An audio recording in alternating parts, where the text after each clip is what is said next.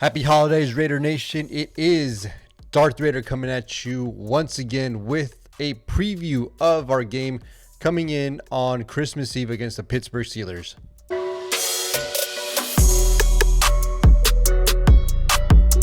As always, we're going to go ahead and do the injuries. We're going to go ahead and take a look at the Pittsburgh Steelers. We'll do some keys to the game, and then we'll go ahead and do some predictions. So let's get it going. All right, so fresh off the press, we're going to go ahead and take a look at the injuries here. Looks like we got a lot of people that's not 100%. First and foremost, Alex Barr is still battling that knee. Our tackle Jackson Barton, Andrew Billings, looking like Darian Butler as well is questionable, along with Dylan Parham and Zamir White. I expect most of these guys to play. Billings didn't play the last couple of games, so I'm not too sure if he's going to be ready to go. Same thing with Alex Barr. I'm not too sure if he's going to be ready to go too.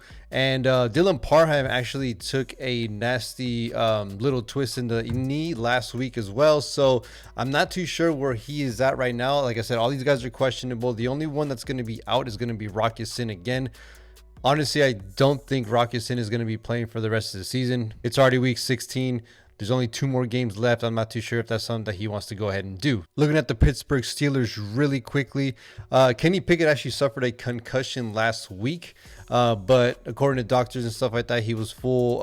He was ready to go, so it looks like he's going to be playing. The only people that did not participate, Josh Jackson, DB right there. Deontay Johnson, he did not participate the last couple of days. He's questionable as of right now. Najee Harris didn't participate on Wednesday, but it looks like he's good to go now as well. Same with Terrell Harmon and Miles Jack. All these guys had, at some shape or form, not practice this week, but looks like they're full to go right now. So it looks like they're pretty healthy. We're still battling some injuries, so it's going to be definitely interesting.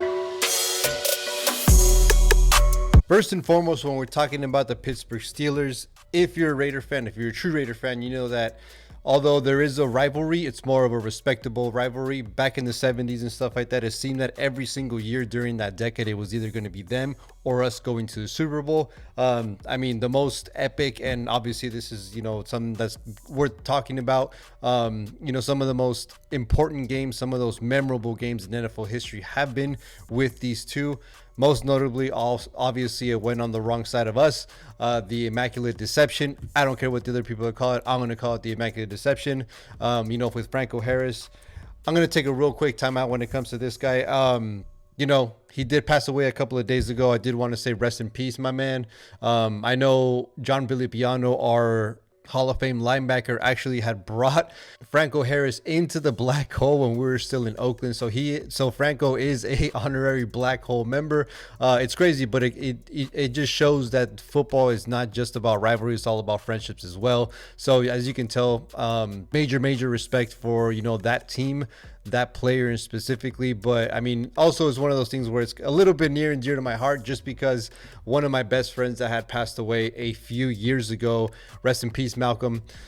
He was actually a Pittsburgh Steelers fan, and we had always talked about either going to Pittsburgh, going to an Oakland Raider game to go watch these guys. Unfortunately, it had never happened. He had moved down to LA. We were just trying to make it happen. Fortunately, circumstances happened. He passed away. So, much love. This game is a little bit, hits a little bit closer to me.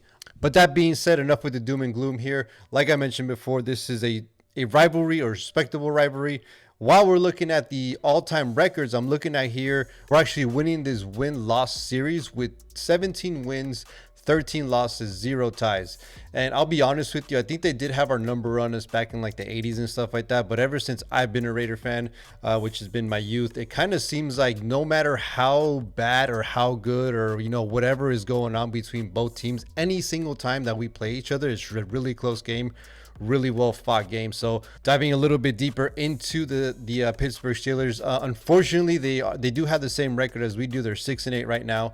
As far as the standings go, they do sit 4th in the standings when it comes to the AFC North. Looking at some of the stats here, and I'm showing these guys just to kind of compare on both. When it comes to their offense, they're actually ranked 26th.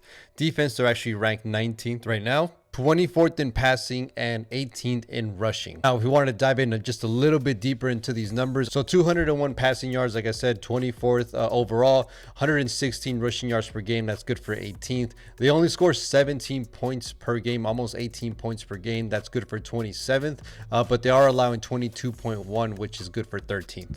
A couple of real quick things I wanted to point out, guys, is that they are allowing 4.2 yards per carry when it comes to opposing running backs. So a little bit of wiggle room here for Josh Jacobs.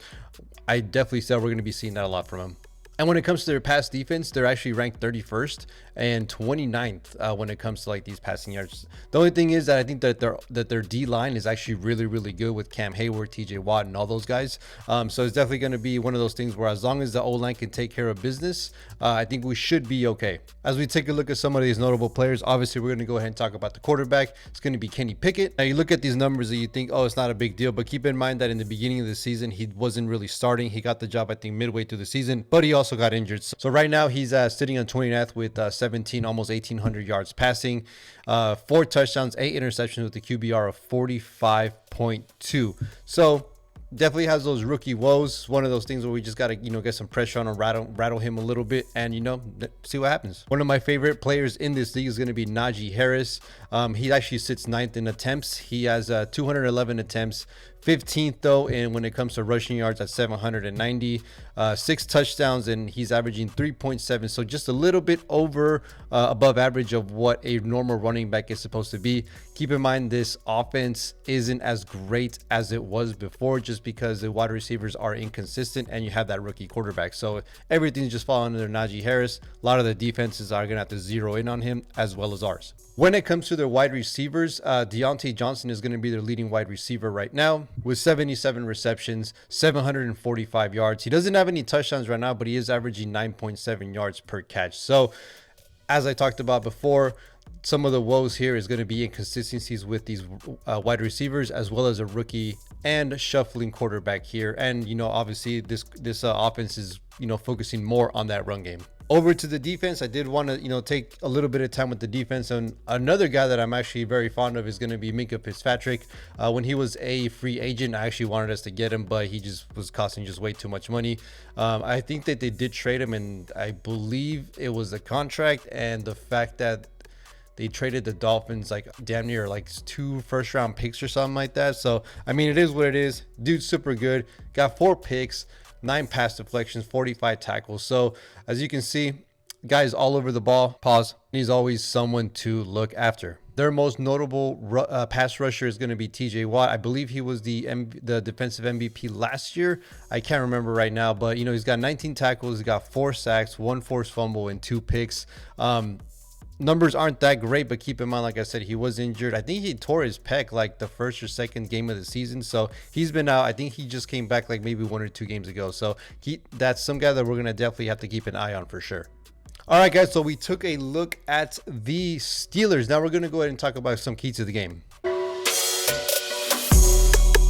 First key to the game that I do want to talk about is going to be controlling the line of scrimmage by running the ball effectively. This game is going to be around 10 degrees when it comes to kickoff. It might drop down to like 8 or something like that. I don't know, but it's going to be super cold. So obviously the running game is going to be a huge part of the offense. I'm hoping that we can obviously use, Josh Jacobs as much as we can, but also I want to be able to, mix up a little bit of, Zeus and then Britton Brown if need to. But honestly, because it's going to be just so cold, it's going to be windy as well. So I definitely do see that there's going to be a heavy dose of running in this game. So it's going to have to be Josh. It's going to have to be that O-line. It's going to have to be Derek Carr calling, the right protections, calling out that, that Mike linebacker and stuff like that, and making sure that they put us in the right position to go. As we stay in theme of the offense, this is kind of going to go the same way when it comes to that running game that I was just talking about. So I definitely want to see a lot more play action and a lot of pre-snap motion calls. And the reason why I say that is to help Carr,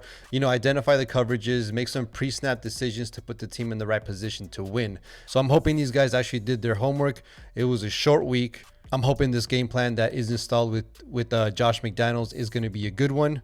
Let's just hope that we can adjust, throughout the game as well. And when it comes to the defensive side of the ball, it's going to be my third key to the game is going to be the D-line has to bounce back from stopping the run. in the last few weeks, I want to say in the last couple of months, I should say, the defense has actually been doing good with run defense. They were averaging about 90 yards per game, but all that changed on Sunday when the D-line lets the Patriots rush for, I think it was like 206 yards or something like that. So something that wasn't really seen before. So I'm hoping these guys actually took it, a little bit personal, like that Jordan meme, and does a good job in stepping up with that run, forcing Pickett to throw it. All right, guys. So that was my keys to the game. Hopefully, these guys will be able to follow this, and this will be a foolproof game plan, and will be a reason why we win. Now, let's go ahead and go with predictions. Usually, I give out a score, but this one's a little bit tricky just because of the wind, the weather, the unknowns when it comes to who's going to be playing, who's going to be out. While I do predict a Raiders win, I also predict that this is going to be a low-scoring game. Like I said before, the theme of this, this week is going to be that temperature and the weather. So, I'm thinking it's going to be maybe a 20 to 16 type of game or something like that. But I don't see a lot of touchdowns. I do see definitely a lot of field goals from Daniel Carlson. So I'm hoping by the end of Saturday, Christmas Eve, we're going to be able to walk away. We can spoil that jersey retirement / Immaculate Deception celebration while knocking these Pittsburgh Steelers out of playoff contention. All right, guys, that was it for me. That was a preview of the Pittsburgh Steelers that we got coming out on Saturday, I should say, Christmas Eve. You guys, I'm going to say it one more time. Just go ahead and hit the like button, hit the subscribe button. Let me know what you guys want to talk about. Other than that, I hope you and your family have a great Christmas, and I'll see you on the other side.